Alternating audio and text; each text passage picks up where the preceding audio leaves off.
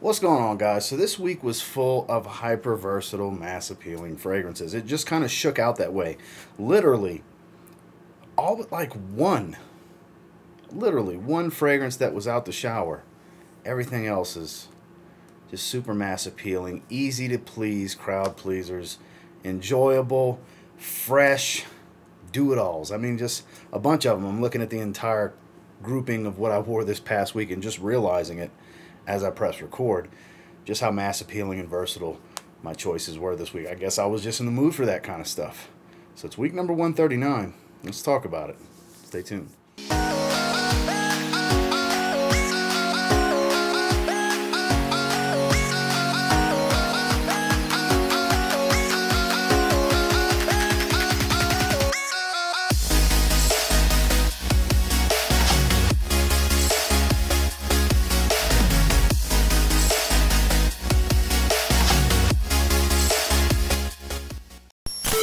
Starting on Sunday is a brand new release. I just did a video on this one a few days back.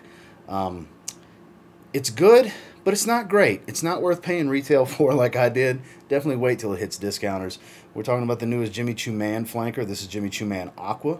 Big 100 ml bottle. Still has that gorgeous atomizer that they're known for. And it's super fresh and pleasing. I mean, it's what you'd expect. It's aquatic. It's got a little touch of some fresh spice going on. There's a little bit of a woody feel. It reminds me of fragrances like Coach for Men Blue, like Lacoste L1212 White EDP, like YSL-Y. Think fragrances like that. If you like stuff like that, you're going to like this. Retails $90 for this 100 ml. I did pick this up at Macy's, and it does smell great.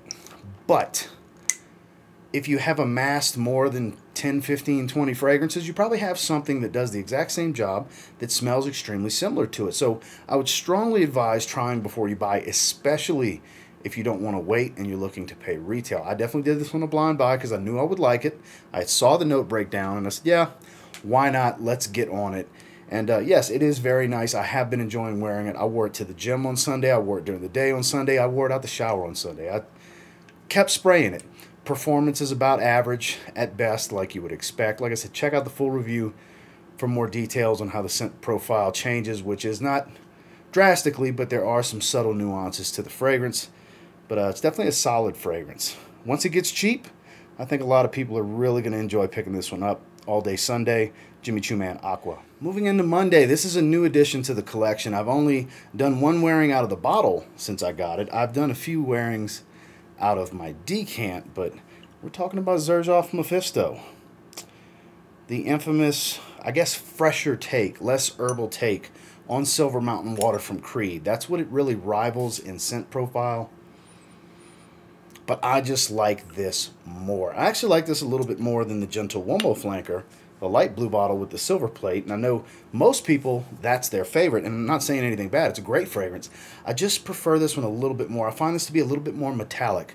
A lot of sharp, edgy citrus, very aquatic, soapy floral tone, powdery. The iris in here is beautiful. I mean, there's so much that I like about this fragrance.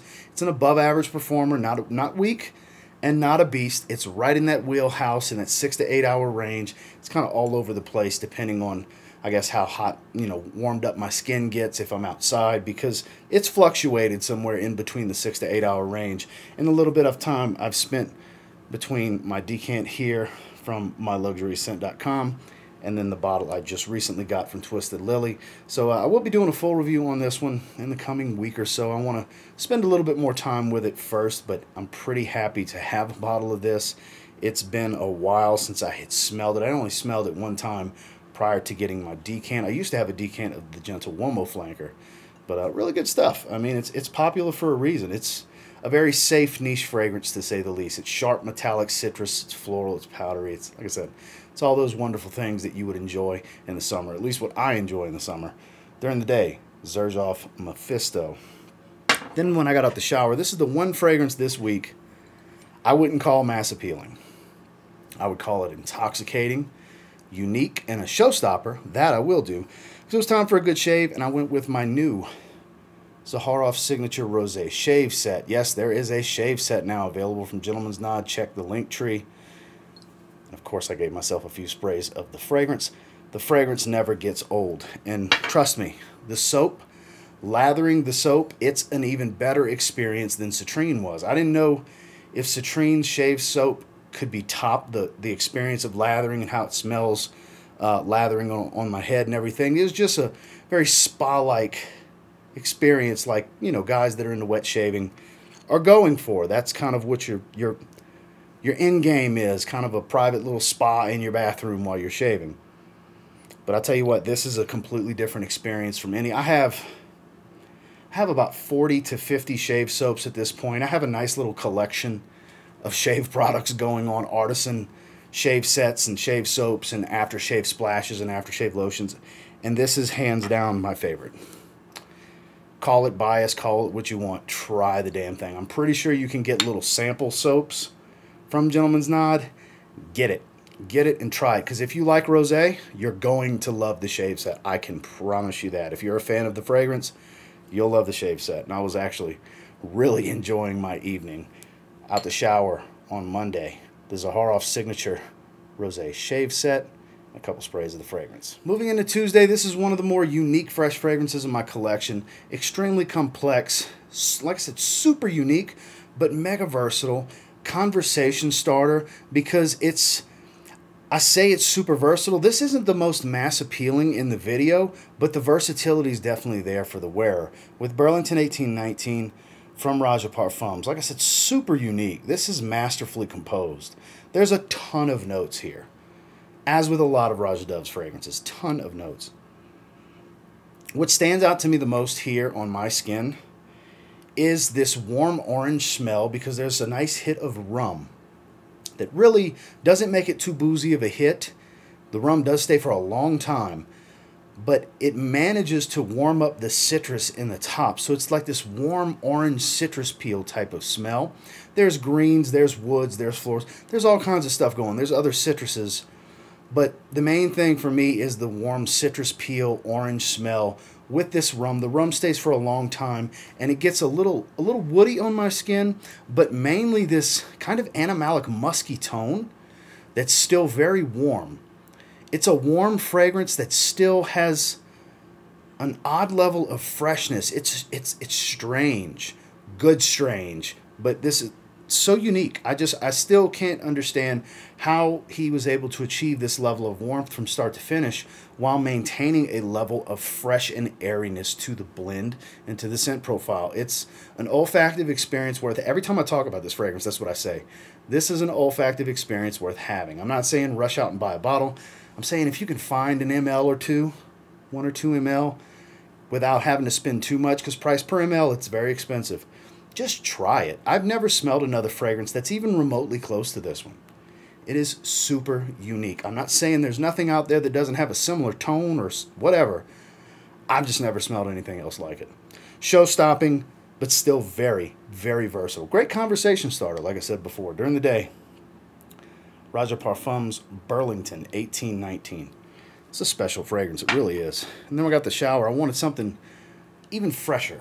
Fruity, fresh, sweet, just beautiful. Sean John, I Am King. I just featured it in a video for Forgotten Summer Fragrances. This is good stuff. You can bathe in it. Man, look, Sean John 3 a.m. gets all the hype, and it's deserved hype. It's a special, unique, little cheap fragrance. I say little, because of the price point, I say little.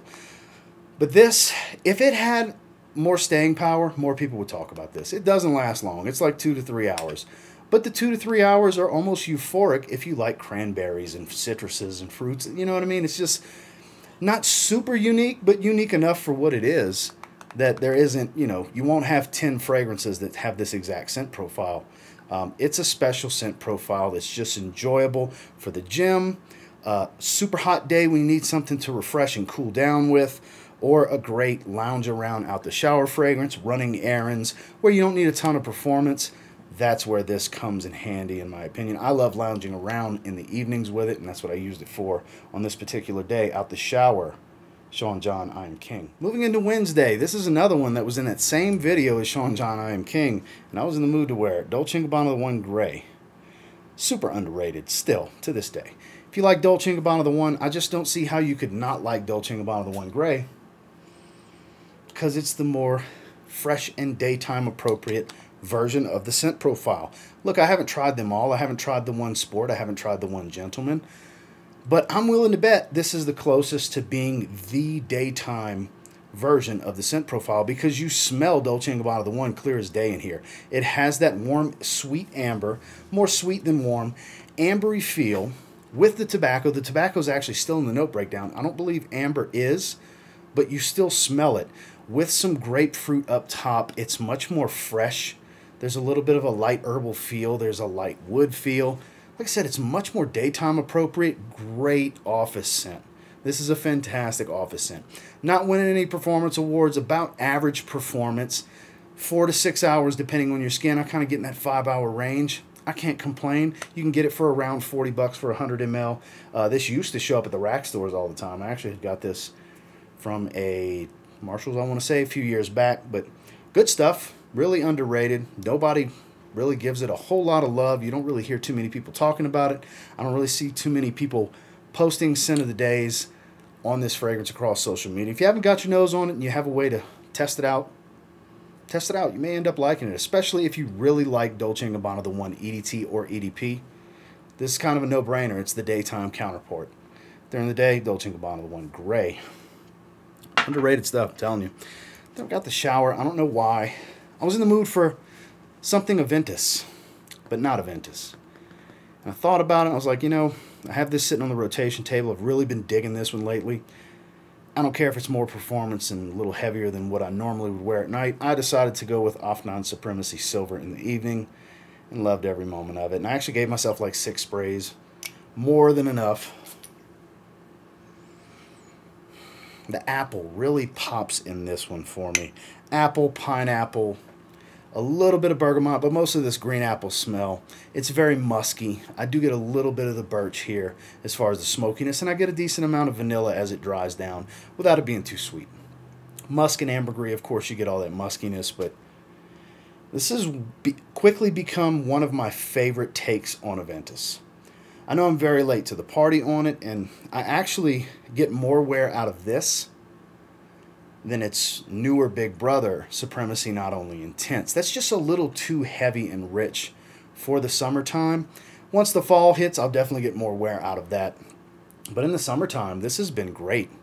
It's a fresher type. I mean, the scent profile is the same, but it just comes across as a little bit fresher. The way it's balanced, there's a lot of balance here. There's not too much fruitiness. There's not too much smokiness. There's not too much floral tone. Like it's not an overbalanced batch like some of the versions of Aventus can be. This is pretty well balanced. I'm sorry I keep saying balanced, but that's the truth. That's how I feel about this one. It's just really good stuff. Out the shower, surprisingly, I decided to go with Afnan Supremacy Silver. Moving into Thursday. I forgot how good this stuff is until I decided to pull it out, featured in a video recently, and said, yep, I gotta wear this. Ormonde Jayne Montabaco Verano. A niche blue fragrance, basically. It's a lot of leather and tobacco, don't get me wrong, but it's a fresh leather tobacco. It's a daytime leather and tobacco. There's loads of ISOE Super to give you this smooth, woody feel. This is the one ISOE Super kind of bomb that I actually like. ISOE Super is obviously in Bleu de Chanel Parfum as well. It's prominent in the Dior Homme 2020. That's the one that's very ISOE Super heavy that I'm not a huge fan of. I like the opening. The dry down's just, I don't know, kind of weird on my skin, but this stuff's awesome. I've never tried any of the other versions of Montabaco. I know there's a complete line of this. This is the only one I've tried, and I feel like I started with a really damn good one. A lot of citruses at the top, a little bit of a floral tone, not much here, but the leather here, the leather and tobacco kind of create this smoky, almost earthy type of accord. It's beautiful. Powerful stuff too.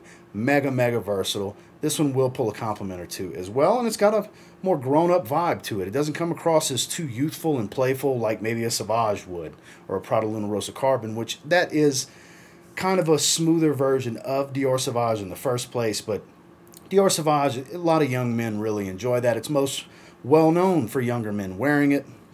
This can kind of give you a similar type of feeling, but it's a much more refined and matured scent profile. Like I said, it's centered around a smooth, smoky, and earthy tobacco leather combo with some soft woods. Beautiful ice. The way the Isoe Super comes across is beautiful with some great citrus up top. Like I said, it's blended really well. This is good stuff. Try this one if you can. It's a beautiful fragrance. Montabaco Verano from Ormonde Jayne during the day. Then when I got the shower, I don't know why I was in the mood for it, but I was just in the mood for it. My fragrance, business over pleasure. I just randomly get in the mood for it. I wear it sporadically. There was a time when I was wearing it heavy. I mean, that's where half of that dent came from. I mean, half of the juice missing. I really love this stuff, as you would expect. It's exactly what I wanted it to be. I've talked about it to death on this channel, so I won't stick on it for too long, but beautiful freshness at the top with a nice hit of Sichuan pepper. Give this lovely spice. There's some coriander there to kind of blend with it. Gives it this nice, quick hit of spice that's not too warm. Beautiful creamy ginger iris combo in the heart. Settles into this smoked wood, Gaiac wood, creamy Palo Santo. A little bit of amber. There's some changes. It will change. It's not too powdery. It's got a little bit of creaminess here. There's some spices. There's a smoky nuance, like I said, from the Gaiac wood. It's got some nuances to it, but a very safe fragrance overall. It's exactly what I want it to be. It's one of the best office scents ever made. Don't care what anybody else says. That's my vote. That's what it was made to be. That's exactly what it is. TLTG Reviews and Zaharoff. Business over pleasure. Moving into Friday, this is a new one to my collection that I've been very, very much impressed with. This is from Habibi, New York. This is Sage and Citrus Oud. I gave myself 4, 5, 6, 7, 8 sprays when I wore this. At the recording of this, it's Saturday evening. I wore this yesterday. And you want to talk about super mass appealing. It says oud in the name, but you barely smell. You got to look for it. And it is a nice dose of sage as it dries down. You will get a little bit at the top. You will get this citrus blend. There's a little bit of spices here, kind of this peppery feel. It's lovely. Very much impressed by this fragrance. A little bit of geranium. There's this herbal green tone to it. It's just really freaking nice. Mass appealing, easy to wear. I haven't tried every fragrance from them. I tried 4, counting this one so far. And this is definitely a safe play. This has got to be the safest fragrance from them. They got a ton of different oud fragrances that are heavier on oud. They have some leather scents. White Moroccan leather will be my next pickup from them. I'm loving this stuff. Definitely sample worthy. I don't have it within reach. I don't know where the hell it is actually, but I did get the men's Discovery set as well. Tried a few others. Woody Lavender, actually a crazy smoky evening wear fragrance. Not what you would think. Full of notes. Spiced bergamot and orris. Very, very nice, pleasant scent. Really lovely stuff.